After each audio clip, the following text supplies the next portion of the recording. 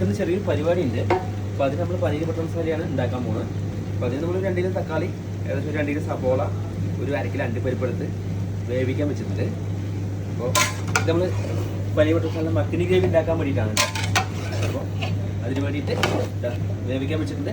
ഏകദേശം വെന്തു.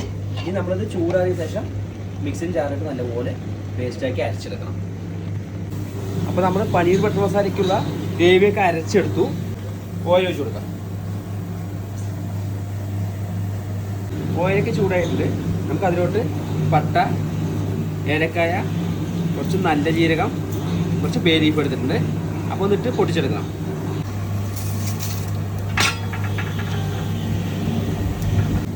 വെളുത്തുള്ളി, ഇഞ്ചി, പച്ചമുളക്. ഇഞ്ചി വെളുത്തുള്ളിയൊക്കെ നല്ലപോലെ വാടി വന്നിട്ടുണ്ട്. അപ്പോൾ നമുക്ക് ഇനി അതിലോട്ടുള്ള പൊടിയിട്ട് കൊടുക്കാം.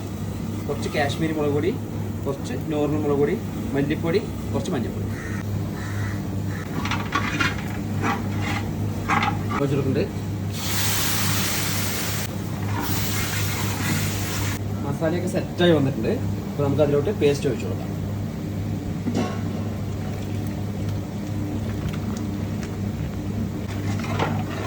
ഈ ഗ്രേവിയിൽ കിടന്ന് നല്ലപോലെ പച്ചമുളകൊക്കെ മാറി സെറ്റായി വരണം. അപ്പോൾ സമയമെടുക്കും, 1 മണിക്കൂർ മേലെ എടുക്കും.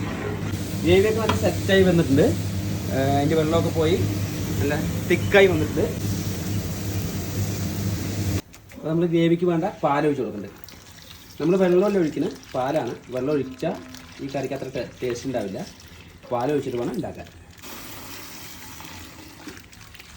നമുക്കിനി കുറച്ച് ഗരം മസാല ഇട്ട് കൊടുക്കാം. പിന്നെ കുറച്ച് കസൂരി മേത്തി ഇട്ട് കൊടുക്കുന്നുണ്ട്. ഇതാണ് ഇതിൻ്റെ ഒരു ഫ്ലേവർ. ഈ കറിക്ക് അത്യാവശ്യം ഒരു ചെറിയൊരു മധുരം മുമ്പിൽ നിൽക്കണം. അതിനു വേണ്ടി കുറച്ച് പഞ്ചസാര ഇടുക, അല്ലെങ്കിൽ തേൻ ഒഴിച്ച് കൊടുക്കുക.